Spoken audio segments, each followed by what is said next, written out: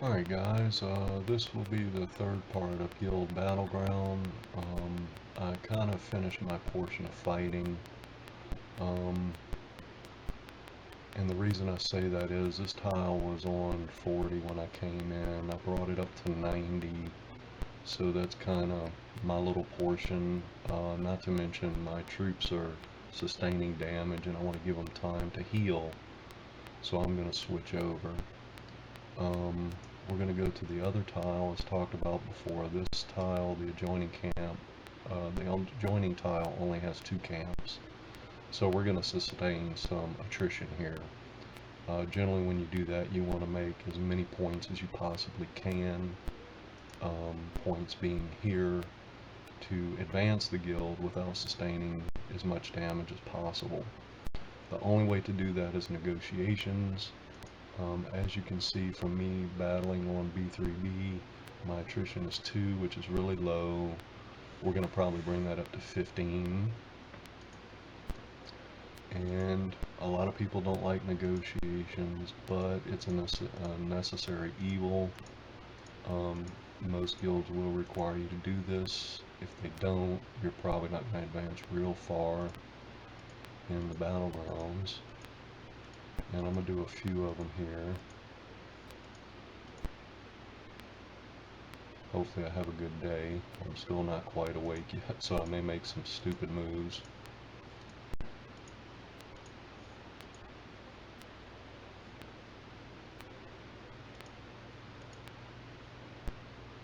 And yeah, after you run out of 3 chances, it will cost you diamonds.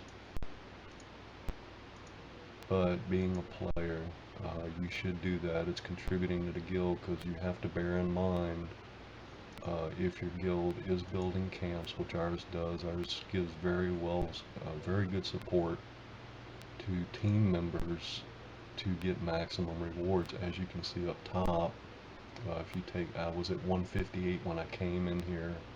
That's the forge I made on the other tile. And that's because our guild, the leaders, do a very good job in managing tiles and make sure that the guild members can maximize their rewards. A lot of guilds don't do that. So if you're in with us, consider that a luxury, and try to do as much as you can to support the team. That's what it's all about.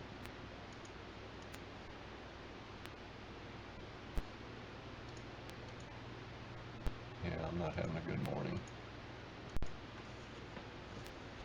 Anyway, as you can see, each time we do one, I think it's every 2 of these, our attrition number is going to go up. It went from 2 to 3. And like I said, when that number gets to 15, I will switch over to fighting.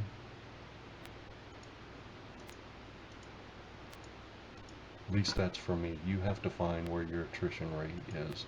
That's going to vary depending upon your strength. And your strength comes from where you leveled up your Trinity, that being the COA, the Zeus, and the CDM.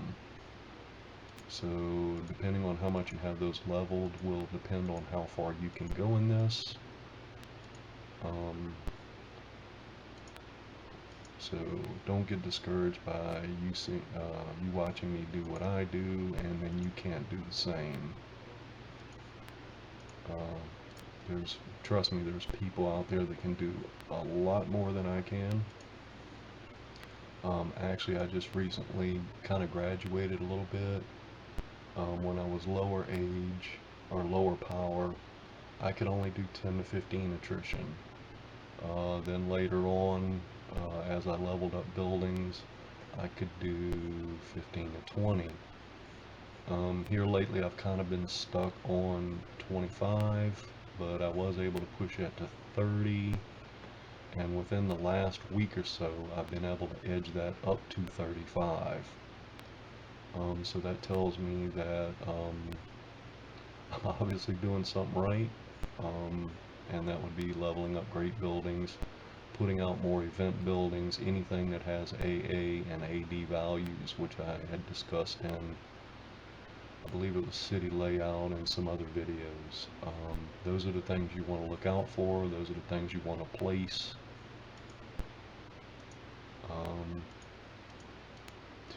to get the maximum out of your land. Of course, the Trinity is a necessity. The other things come in time. It's nothing that you can rush. Although I think everybody probably would like to.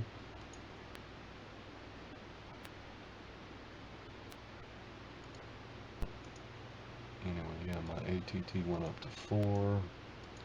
So as we go through this, darn, yeah, I'm not having a good morning.